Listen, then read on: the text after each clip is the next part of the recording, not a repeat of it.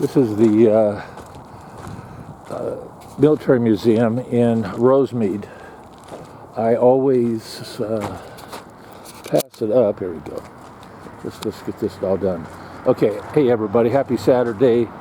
A different kind of video today. Visiting a American military museum. Has a bunch of tanks. Let's go get some weapons. Yeah, World War II, Vietnam era tanks. World War II.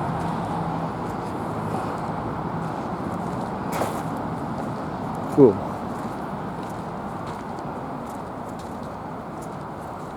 I don't think that's a real Japanese tank.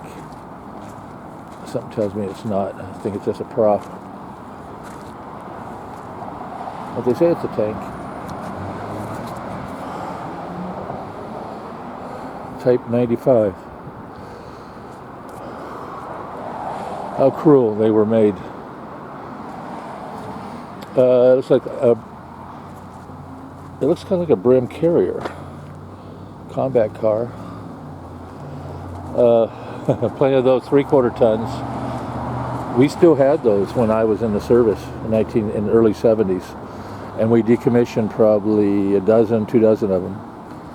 Turn them into bumper cars when we did. It was a neat little thing. I don't know what country that's from.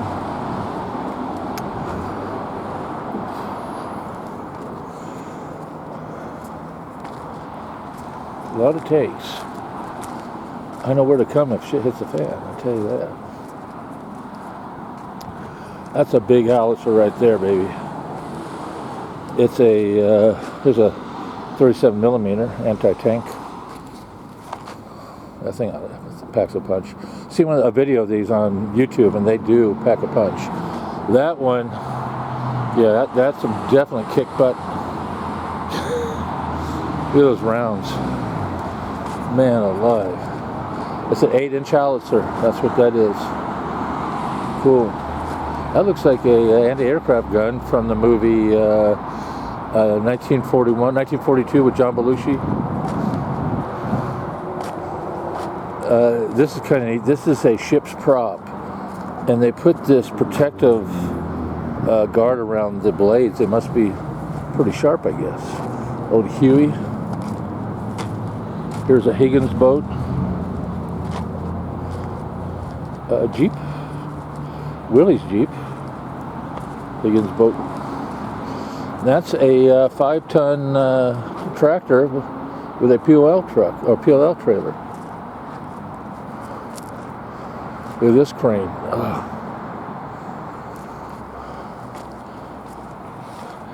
So this is, I believe, M88. Is that what this is? I'm not sure. Pretty sure. Tank retrievers, I know that. Wow, liquid fuel wheels. They fill those with fuel. That's a good idea. Another tank retrievers. That looks like a 20-ton with a, I don't know what tank that is. I can't tell. There's a duck. A 5-ton. A deuce and a half. Man. It reminds me of a story of out in the field one time. The guys are working on the truck. I was a tow truck driver, and I'm sure they have one here. I never lifted a finger in the service. All I was a shoe, a tow truck driver. I mean, if I had to, I would work. But we had McAfee or somebody putting in a fan belt on one of these. And the idiots, and some of those mechanics were definitely shade tree mechanics. We had one guy in the truck hitting the starter while another one was trying to put the belt on that way, the lazy man's way, without taking up the slack with an adjuster. No, he had to do it that way. Gets his finger stuck, holds his finger, says, ah, and then he does the splits across this bumper right here. But you'll see it's about 3 feet, or about 29, 30 inches from the ground. Well, he was only 4-foot nothing, so his feet were about right there, halfway down. He got a double whammy that day. That's out in the field. We were out in Grafenbeer, Germany, when that happened. Funny story. I mean, you had to be there. Another deuce and a half. This is a Korean era between, I'm going to say, late 40s to late 50s deuce and a half. This is, I think this Korean are different manufacturers, what it is, because these were the most popular deuce and a halves we had. This is the old sea cabs, World War I or World War II. Gamma goats, those were still around. More gamma goats. I'm going to say the 40s, I guess that would be just a service bed truck. Look, here's a anti-aircraft assembly for a ship. Little howitzer here. It's from the battleship Missouri, huh? From the Mighty Mo. Wow. Yeah, there it is. There it is. It came off right there. They took it off, and the Mighty Mo is in Hawaii as a museum piece. Look at that. Wow, that's kind of Star Wars stuff right there. Like an ACAC. It's got the little, the guy's got chrome windshield wipers on his window there. But yeah, that's a cool looking, I have that in my front yard. Keep the neighbors away. And here's a self-propelled howitzer. World War II, I think, on that one. More howitzers. Dig in back there. I mean, 11 Bush infantry, artillery. Wow.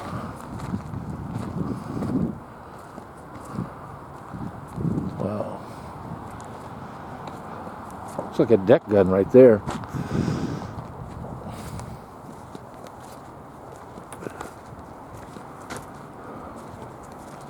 Some neat stuff here.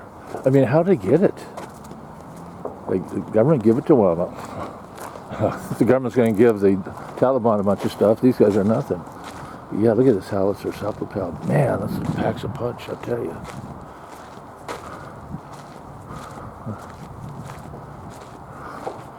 Green the rain. Nice art. This is 155 millimeter. There's automatic loader. Wow. I bet you they can get this thing in shape if they had to. Deck guns, probably off the Missouri. Torpedo tubes. I think last time I was here, I heard where those came off of a, did it come off a battle wagon? Maybe. Some sort of looks like a target boat. Practice bombs. Little yard cart. Radar. Another prop. Another deck gun. Another deck gun. Another deck gun. Another deck gun. These are off the Missouri. Off the battleship Missouri or the Iowa. We have the Iowa and Long Beach here. There's some more stuff back there hiding. Wow. Let's sneak back there and see us. Going over the ropes. Look at all the military stuff they have here. Damn. Look at this. Phew. Well, it looks like an 88, but it's not. Is it?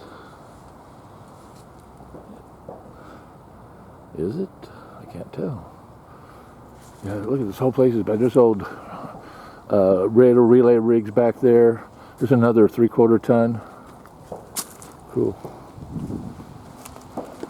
That shooting, there's a range over across the freeway. They have a shotgun range.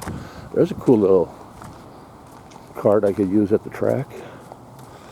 There's another Higgins boat. A buoy, it looks like.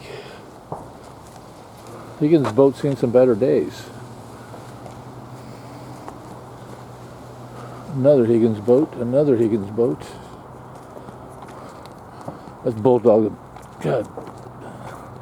It's a cool looking tank. I always loved that look on a tank.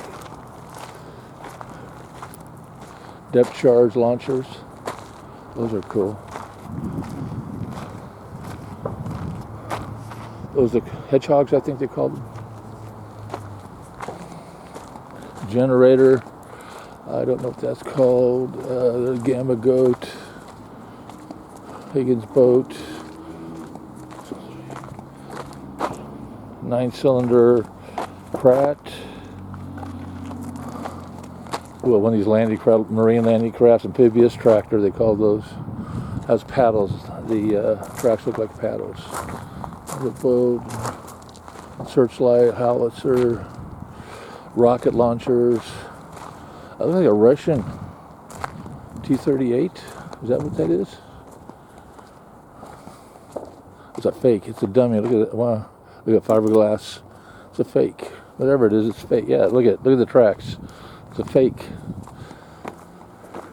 M16 white with the chrome nickel motor. More Gamma Goat. Now there's a 5/4. Here's a 5/4 that replaced the 3/4. So once we got rid of these, we got these.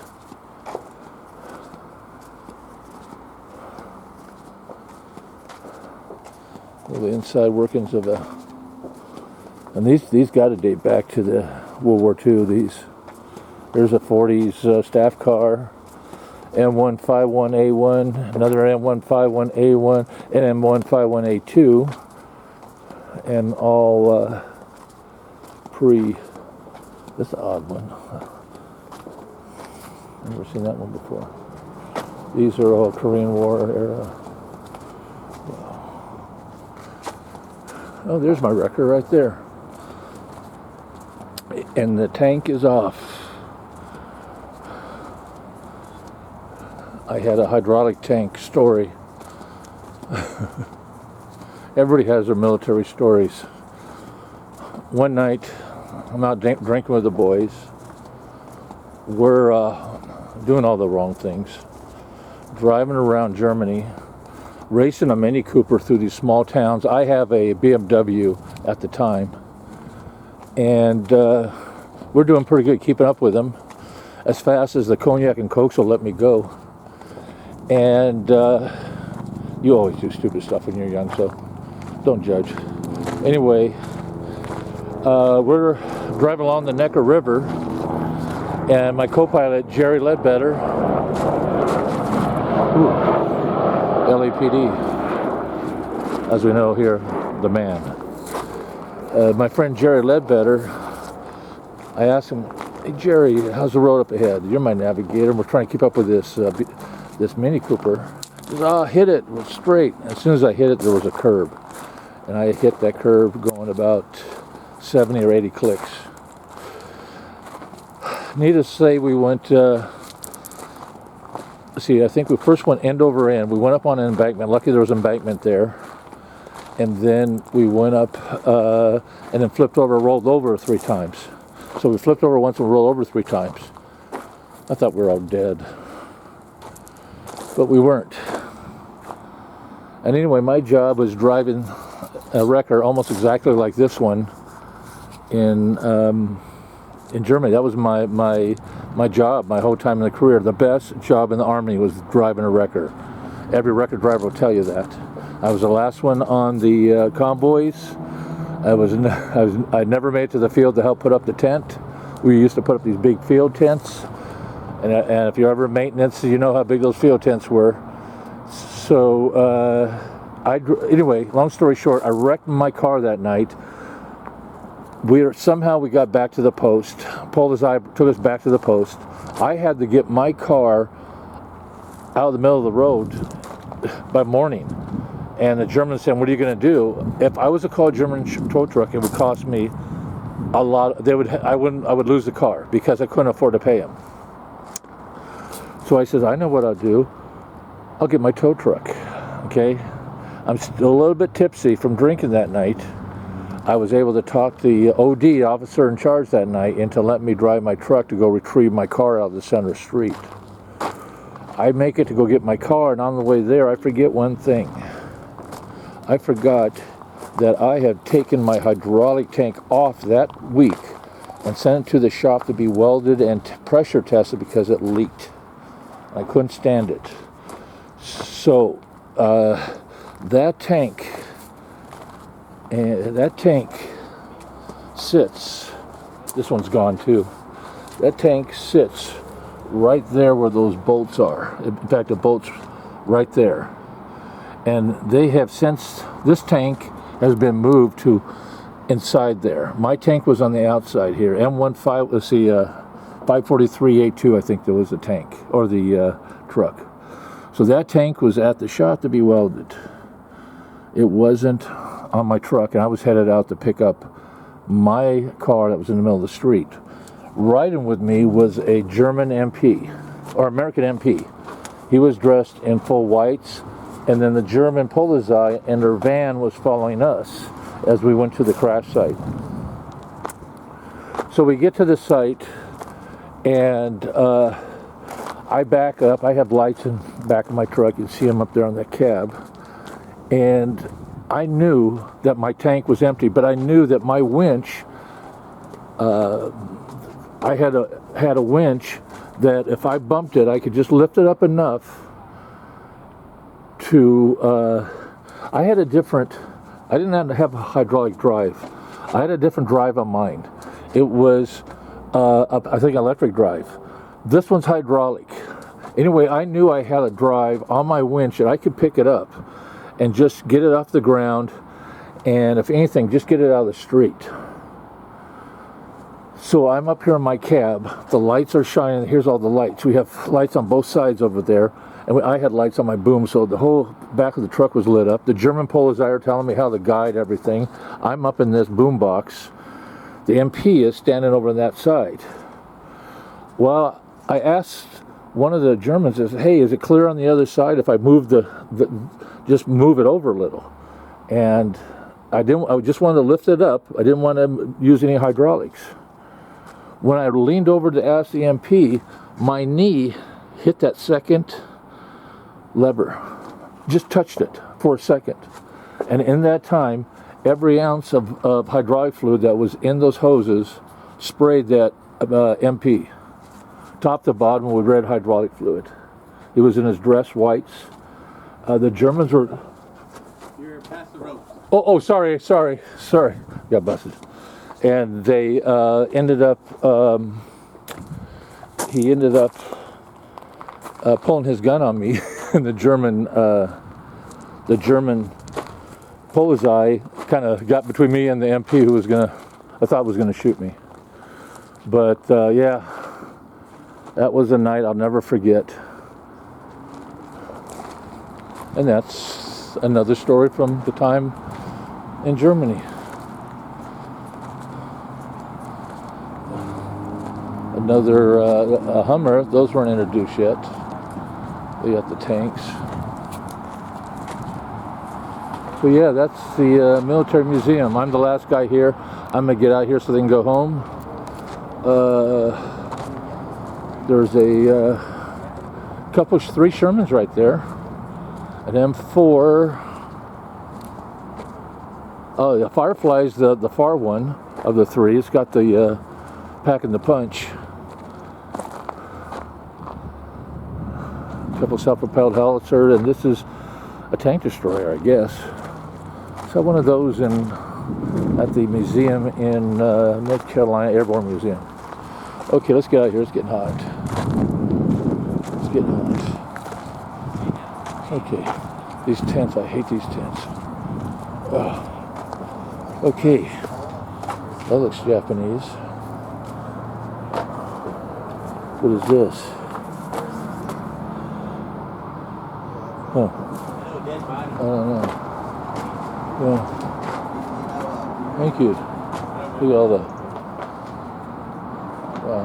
They make us use the code. Yes, you may have a key. You don't want to show. Yes. Thank you, guys. Right. Thank you. Thanks. Okay, yeah, this is the museum. This is my Saturday. I had to visit a Vietnamese customer over here on a Saturday. It's Labor Day, but They work all the time, and so do I. This guy has a little, they have remote control tanks, and they have a little, they'll go back there someplace, they have a area where they do battles with remote control tanks. We watched it one time. They shoot, what do they call them, like soft BBs. There's a name for it, I can't think of it right now. Anyway, I ended up buying a tank that I just sold on eBay. So everybody wants to go home, and there's our channel. You're welcome.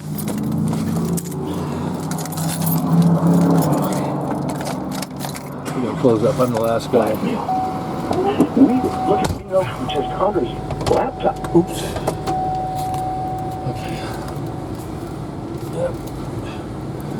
Okay guys, I'm going to wrap this up from my afternoon at the American Military Museum in Rosemead, California, of all places. It's got a lot of the, let me turn this off.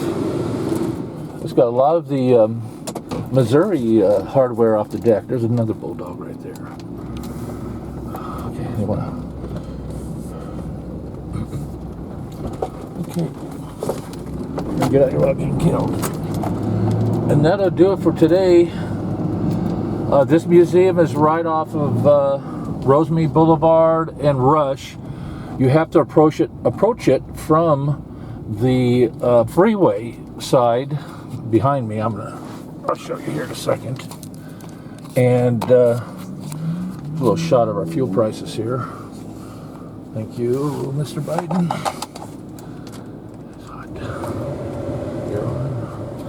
Yeah, so this is Rush and Rosemead Boulevard in the city of Rosemead. It's the American Military Museum, and it's 101 degrees right now where I'm at.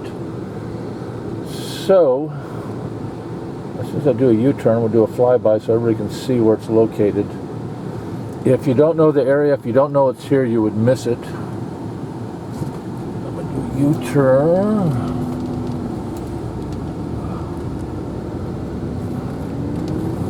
And the freeway's up ahead. That'll be the 60 freeway. And there's the museum. It's right there. American Military Museum. Some really cool stuff. If my dad was with me, we'd still be there. We need to spend a whole afternoon there if my dad and I go. Because he's got to tell me war stories like the stories I tell you. Okay, I'm going to head back to Hacienda. Everyone out there, have a great weekend, holiday weekend. Don't forget the release of the photos of Miss Daisy, my blown 57 Chevy that is she got hurt. She got hurt at the Tri-5 Nationals, and she got hurt at the worst time because I have lots of things going on, and money for cars is not one of them. So I'm trying to sell pictures of the, we're going to call it the last pass of Miss Daisy there, and I'll try and get some money generated that way. We want to do some suspension work, and we want to get the engine wrapped up. The engine's going to be a major rebuild. What happened is we dropped two piston shoulders. The tops of two pistons kind of, how you say, welded themselves to the side of the cylinder wall. And it's a dart block, so last I heard last week was in the machine shop. If they can save the block without going too far out, we're going to go with a different, hopefully go with a different piston. We'll have to go with a larger piston, but a better piston as far as the position of the